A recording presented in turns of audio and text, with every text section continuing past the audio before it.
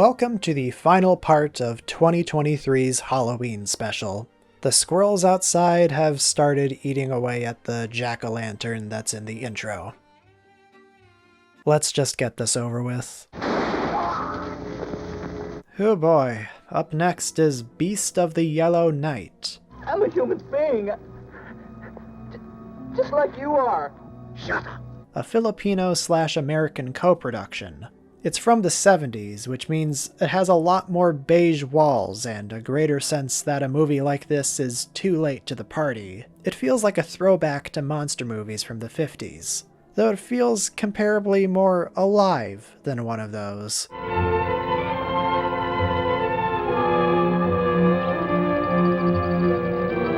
But I'm getting ahead of myself. In the film's cold open, which takes place in the mid-40s in the Philippines, a felon named Langdon makes a deal with Satan to live beyond death, but with a catch. It's a little hard to follow at first, but Satan puts him in the bodies of other people, and the film focuses on him in the body of a man named Philip, who looks just like him. When Langdon eventually revolts against him, Satan starts turning him into a werewolf-like creature. You know, the thing in the title. He struggles for the rest of the film as he turns into the beast at night and tries to maintain his relationship with his wife. The opening, as protracted as it is honestly kind of promising. It's reasonably well shot, and the guy playing Satan is pretty charismatic.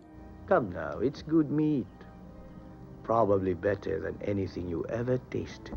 But any scene without that guy reveals one of the film's issues. The acting from a majority of the cast is stiff, and the script is a little confusing. I'd make very sure of my own feelings if I were you. What? Like I said, it's not clear right away that some sort of body possession is happening. There are some good ideas here. The film spends a little time ruminating on the nature of good and evil and the morally gray. And because of that, I can't fully write this one off. I just don't find it compelling. Human nature is so ambiguous that the propagation of evil is left entirely to chance. The story and ideas ultimately feed into what feels like a typical man-turned-monster movie, without the likably tragic character needed for it to be an interesting movie. The main character is said to be a rapist and generally amoral person. It's unclear if the redemption he ultimately goes through is supposed to be for the man he possessed or him. And the whole thing gives way to overly talky scenes with the police investigation too. You know, they're trying to find out what the audience already knows. It's a lot of exposition and dry dialogue scenes that drag the film down in its second half. And I do mean it drags down the second half. This thing just falls off so hard. The beast looks pretty lousy too, when you can actually see it. The director was quoted as saying, "We really tried for quality," and that it didn't do very well because audiences at the time were craving more violence and gore. Me personally, I think what they were craving was quality. This movie just didn't quite reach it. It tried, but it couldn't get there. It was at this point during what essentially felt like a death march of bad movies that I realized I hadn't fully recovered from the Mad Scientist special from 4 months ago, I think. Committing myself to watching at least one movie per day was exhausting, especially knowing that the next one could be an abjectly miserable time. But I needed to press forward, and I wanted the next film to at least be enjoyable. But then the curse of the Headless Horseman's metaphorical boot crushed my ribcage, spat in my face, and said no. The story will be told, but non-believers are doomed. Curse of the Headless Horseman is a movie that comes from a producer whose only credit is this film, an editor whose only credit is this film, and a director who largely just worked on porn. Not to disrespect the grind, but I certainly got porno-quality acting vibes from this one. There was some guy outside running around on a horse. He almost ran me over. From what I could gather from the bizarre narration, A guy named Mark has to stay in a small ranch-themed park and make it profitable within 6 months, or else his relative's fortune won't be his. He brings his hippie friends to hang out at the ranch, and sometimes something happens. There's a creepy caretaker who tells the story of the Headless Horseman, and then the Horseman starts showing up. This movie sucks, so I don't really feel bad about spoiling it, but the creepy caretaker is a red herring, and it turns out Mark is the Headless Horseman. And he apparently found gold in the same area of the ranch and wants to get rich off of it, unrelated to the whole making the park profitable thing. The plan doesn't make a lot of sense. He folds almost immediately when he's questioned about it. Now wait a minute. It sounds like you're trying to accuse me. Should we? No! Like I said, the narration in this one is just bizarre. In just a few minutes, or is it an eternity? Brenda and Mark will decide if they now might marry. This one's got the works. Bad acting, bad editing, less than stellar production values, muffled audio. It's impressive that they made a movie, but the movie they made was barely watchable. And if you think this is a wholesome little movie made by a bunch of goofs for a laugh, think again. There's a rape scene. It's not graphic, but they linger on it for a minute. God, why is that a running through line with this collection? I don't think they shouldn't be in movies at all, but if they're going to be implied or shown, they need to serve a purpose. In Curse of the Headless Horseman, it could be cut out entirely. It's pointless, needlessly mean-spirited, never mentioned again, and only succeeds in putting a dark cloud over the rest of the movie. And it's the victim who's ultimately punished for it because she gets killed by the Horseman later in one of the film's more incompetently edited and shot scenes. It's unfortunately a running theme in this movie. Not rape scenes, thankfully, but scenes where you have to wonder what the point was. Why is this scene here? Why are we focusing on the unfunny and completely improvised hippie show?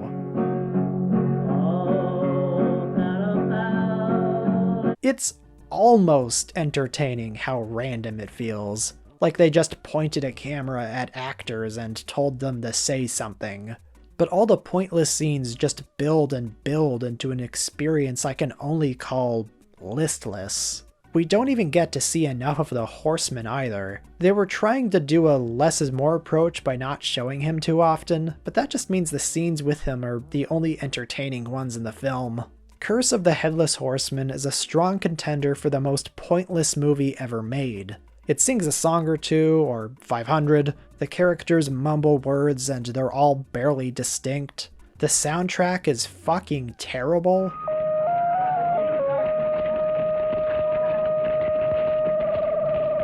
They often cut a shot mid-sentence and the audio doesn't carry over. Hey, how would you like to go to town with me tomorrow?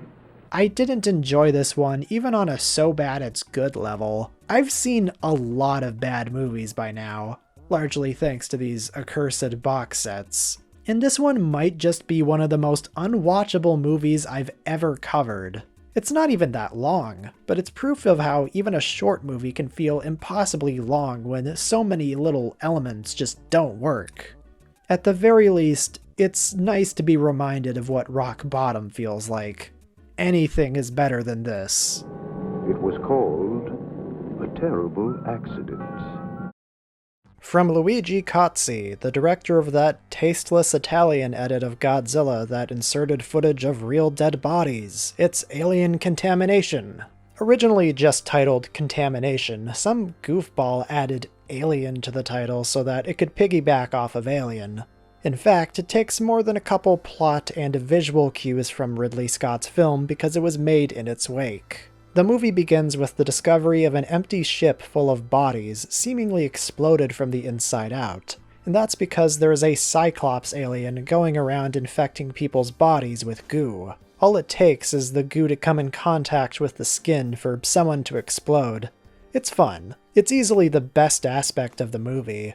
Yep, it's another wacky Italian horror movie, but this one has the distinction of being one of the ones with music by Goblin.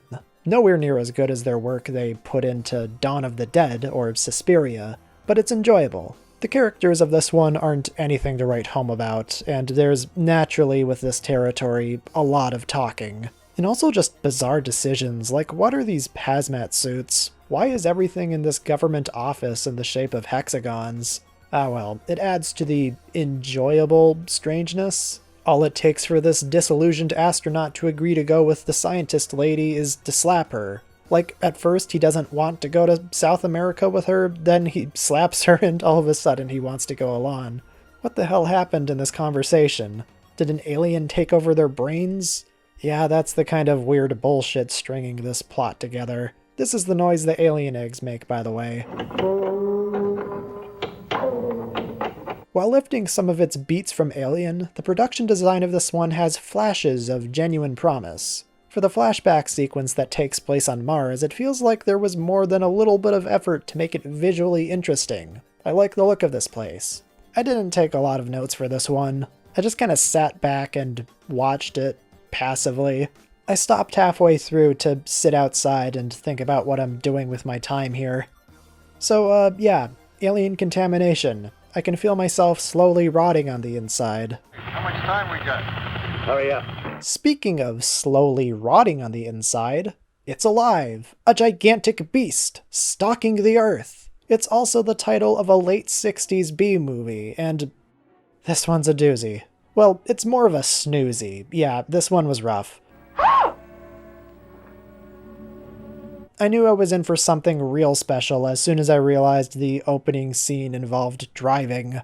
Real Manos vibes here. But at least It's Alive remembered to include the credits. So a married couple stops at a house in the middle of the woods, out of gas and bickering with each other. It turns out that the caretaker of the house is a person who's gone crazy. It's because his petting zoo is not getting as much attention after they built that darn highway. He also has a giant monster in the cave nearby. He attempts to feed the couple and a car repairman to it, and that's pretty much the movie. The three of them hang out in the cave, the husband dies, and then the climax eventually happens. You do see the monster before then, but it takes nearly 35 minutes to get to it, and after all of that build-up, all of that driving, all of that walking through the cave, all of that endless bickering with the husband, this is the payoff.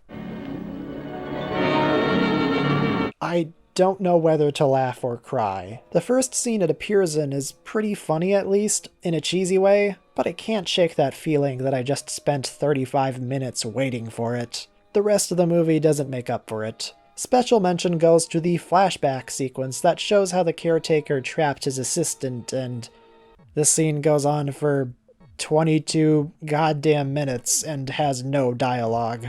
Like, good lord, man. This flashback takes up so much of the runtime and doesn't reveal anything we don't already know, and it could have been conveyed in a fraction of the runtime. She used to be a teacher, and this creep is keeping her locked up. Easily something that could have been 5 minutes. We're not exactly learning anything from this segment where he stalks her through the woods. We know he doesn't kill her. Why is it going on for 10 minutes? Nobody would complain if the movie was 22 minutes shorter. Just fucking hell, this movie, man. It was like I was on a treadmill in some horrible nightmare. Me too, lady.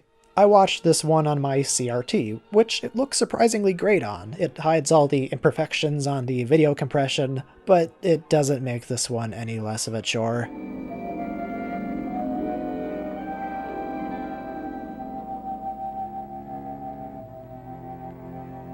I can at least say that this is not rock bottom. No, Curse of the Headless Horseman changed me. This at least has some performances with energy. Not any I'd call great, but it's mainly the stilted dialogue that holds them back. Mankind? What do I care about mankind? Well, it's give or take with some of these actors.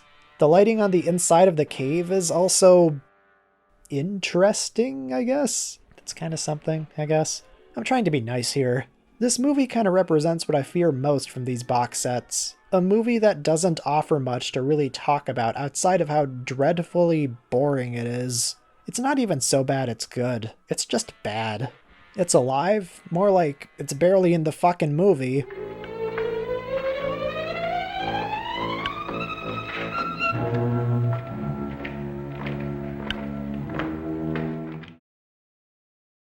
First, we had a movie about a woman who turned into a snake, then a movie about a whole colony of rattlesnakes, and now our final snake movie, titled Snake People, doesn't have snake people, and instead has practitioners of voodoo. It does have a snake between a pair of boobs, at least. It's a typical island movie with questionable depictions of islanders.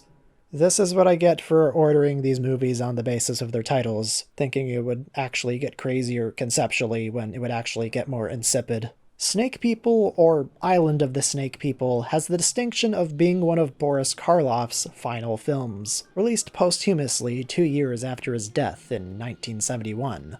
More specifically, it's one of 4 movies he shot back-to-back in Mexico. That's kind of sobering to think about. This is the last new footage of the guy. It wants you to know he's in this one too. The title sequence plasters his face everywhere. Is the movie any good though? Well, it has a strange opening. It has this guy and a little person unearthing a mummy, which they revive with some kind of voodoo ritual. After the little person gropes him, I think, the guy starts making out with the mummy. Cue the title sequence. What the fuck? Sometimes even I get frightened by these people's eyes. Damn, dude, why'd you hesitate to call them people? Anyways, this movie's about an army, presumably French, trying to cull a population practicing voodoo on a remote island. The title sequence makes you think Karloff's gonna be a big deal in this one, at least I did at least. But nah, he's certainly a character in this, but he's not as prevalent as you'd think. He's near the end of his life. Do you really think he's gonna be in good enough health to be the main character? He apparently rested in a wheelchair between these shots, too. Poor guy. The Karloff scenes are noticeably different from the rest of the film, too. They're shot from way back, like an old Poverty Row film from the 40s, while the rest of the film takes on a different style. They went ham with the wide-angle lenses for this one. But, yeah, I don't have a lot to say about this one. I've already seen 3 voodoo zombie movies in these box sets, and unless they're something like Zombie 2, where they're combining the modern interpretation of the zombie myth with its voodoo origins, I've basically already seen them all. Yeah, I'm gonna be real, I checked out pretty hard during this one. Pretty weak final outing for Karloff. Next movie, please. I saved one of the strangest premises for last. Dogs of Hell. It's about killer dogs. And it was apparently initially released in 3D. I mean, honestly, do these guys look like they could organize and take over anything? Are you dumb? Are you dense? Are you stupid? How do you live? Yeah, I didn't think so. The filmmakers knew not to use just any old breed, at least. The main threats of the film come in the form of Rottweilers. In fact, that's the alternate title for the movie. Rottweilers, sir. The breed supposedly dates back to the time of Christ. Well, ain't that ironic, considering the title. Yeah, this one's about government-trained Rottweilers, and it's up to a small town's sheriff, played by the film's producer, to fight them off. It eventually ends with the characters fighting off the dogs' attacks in a burning house. And no, the dogs aren't exactly pampered here.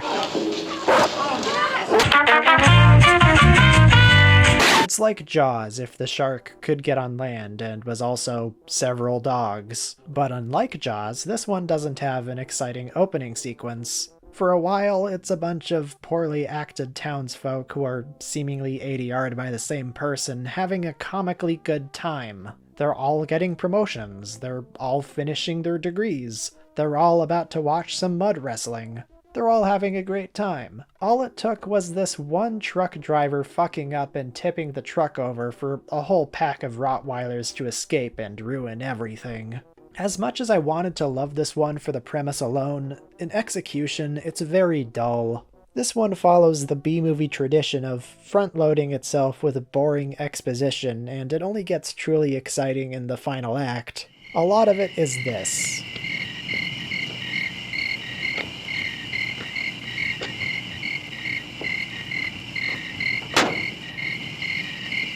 Not totally without merit, but the weak acting, ineffectual cast of characters, and sometimes laughable script couldn't do much to hold my attention. You're okay, Hank. For a cop. It is entertaining, and occasionally gruesome when the dogs attack. this definitely isn't a PG when it cuts back to the victims in the aftermath of the attacks. Some of the visuals are pretty cool. Furthering the Jaws comparison, we get a lot of cool POV shots from the dogs stalking their victims. The original widescreen aspect ratio does this one more favors than the pan and scan that's on the box set, that's for sure. Good job, Earl Dixon? IRL Dixon? I don't know. So there's this scene where the boat arrives on shore, only for its driver to be revealed to be dead from a slashed throat. The dogs aren't on the boat, so did they sneak up, kill him while he was driving, then hop out before it reached shore? These are government-trained dogs after all, so maybe.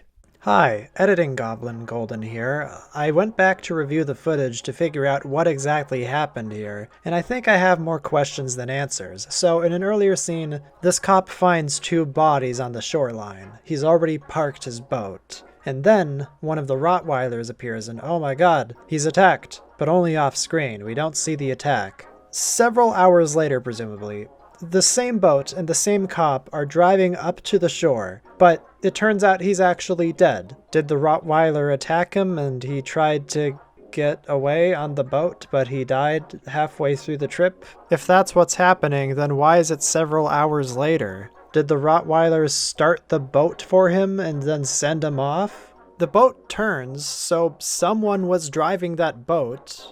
What the fuck happened? There's also a scene where a dog causes a guy to back up into a generator. There's another one where a dog makes a guy drive off a cliff. It gets a little ridiculous in the last 15 minutes. It doesn't make the whole movie worth it, but it's entertaining in bursts. Again, gotta love a movie that just ends. Smile, you son of a bitch! Werewolves vs. vampires. It's a classic horror matchup, but I personally haven't seen much of it in these older movies. One of the final movies I get to talk about does cover it though. It's The Werewolf vs. the Vampire Woman. And it's not just any werewolf movie, it's a Paul Naschy werewolf movie. Would you believe there's no rape in this one? Finally, a break. So 2 women travel out to the country and stay a night or 2 at a castle of a recently revived werewolf. In the same general area lies the coffin of a vampire lady. Like a fucking idiot, one of them accidentally cuts herself over the corpse after removing the cross, and sure enough, in the very next scene, as the vampire's army of thralls increases, hell, one of the women gets seduced by her, the werewolf has to face off against them, almost like a superhero, or I guess an anti-hero in this case, and it leads to a barely visible showdown with the vampire woman.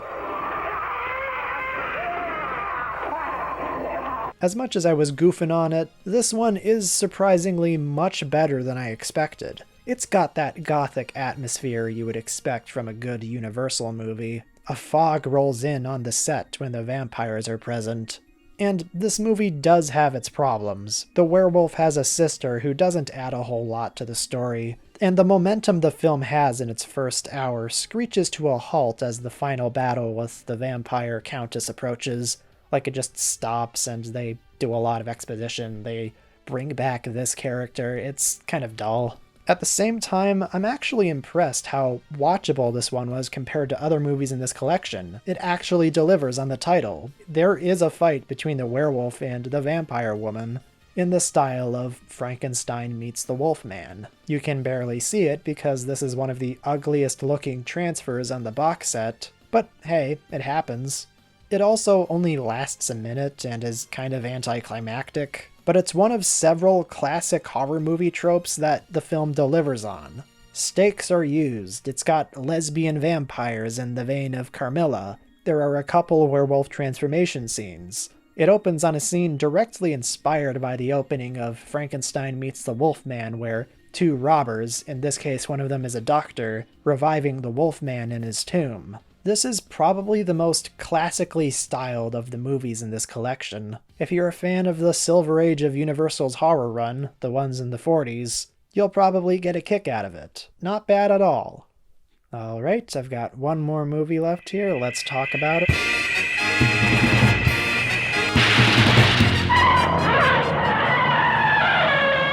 Wow, thanks, camera. I wasn't going to rip the disc though. I was actually going to use a rip that someone else posted online. But thanks for showing up anyways.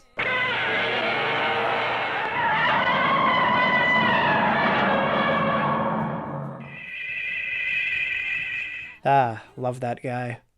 Yeah, kinda disappointing that Mill Creek didn't put any new Gamera movies in this collection. Would have added some kaiju variety to this Halloween special, but we're not getting that. So yeah, Alien Factor. This is the final movie I have to talk about. It's Don Dohler's first and finest science fiction film.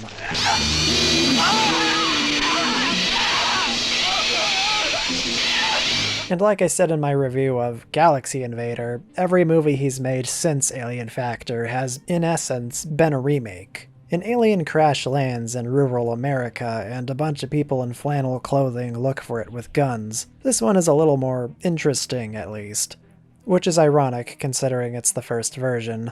In this one, an alien spacecraft containing a variety of alien specimens crashes and releases 3 of them. An armored bug creature, a sort of satyr creature who's impervious to bullets, and an invisible stop-motion reptile who drains people of their life energy. A character named Aunt Ruth curiously compares it to progeria, even though that's something that happens to kids.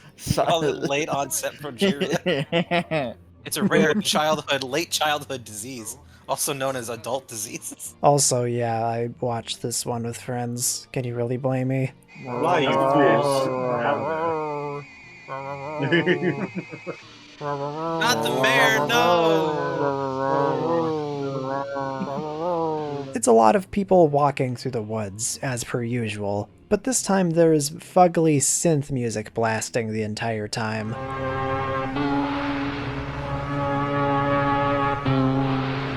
It makes instances like this one where 2 guys seemingly take half a day to go over a hill less painful.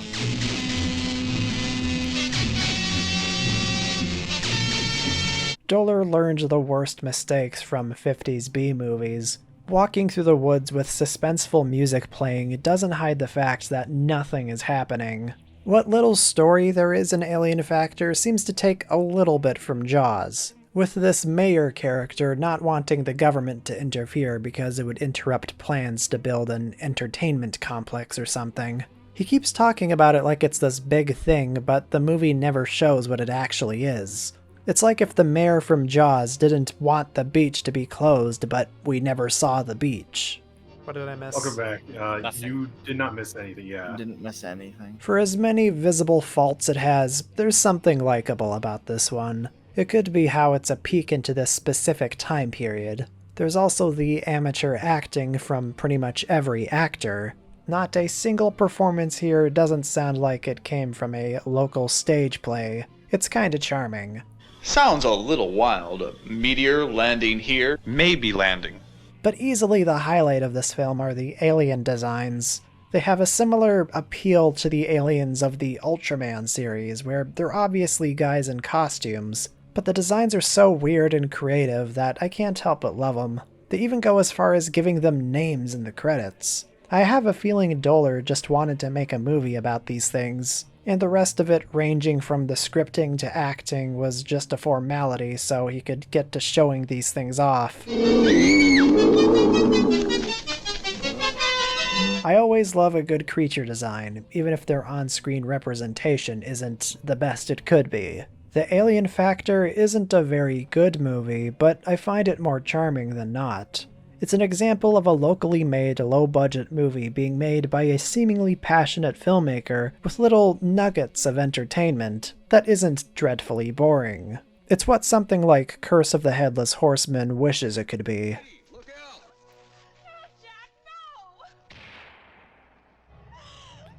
Oh no. What a downer of an ending. Oh my god. Like, not even dealing with the ramifications of that. It's just it's hard done. cut to the end. We're done. There wasn't really a grand conclusion I wanted to reach here. It's more or less the same with this collection as the others. There are some enjoyable movies here, but a lot of them aren't great. Ah well, I'm done. There's still plenty of time in the month left to watch some of the classics and discover some hidden gems that studios thought were too good to put on these box sets. I hope you all enjoyed my coverage this year. Maybe you thought a movie I reviewed looked interesting. Either way, I hope you have a good rest of the month. Me? I'm gonna spend that time trying to escape Silent Hill here. See you later. Hopefully. Now, how do I get out of here? Is it this way? It might be that way.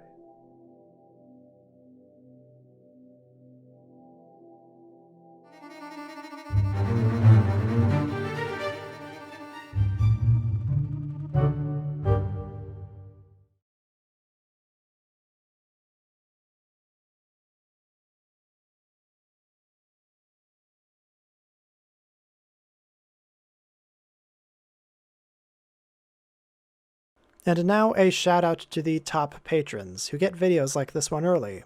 Manila Fan, Sampai, Gomo Regor, Golden Made Me an Ultraman Fan, Swoosh McJuice, Novik15, Jacob Hinch, Dudebro, Griffith J. Hertenstein, Alistair Gilmore, Seamus Kelly, Anonymous Euronymous 1349, Fujoshi Urinal, Grazio, Driller, JCS, Ryman Ruin, Mulan Nguyen, Ultraman Taro vs. Leo, Irrelevant 402, Hey I'm Mooney, Krazak53, Koman, Queer Kaiju, Chronicler Waba, Alcoholic Alligators, Ryan Santa Cruz, Avok Robot, The Antagonist, Richard C. Avardon, It's God Z, Pico Dilo, and Actual Demetrodon, CMG, Red Comet Harry, and Marpzilla.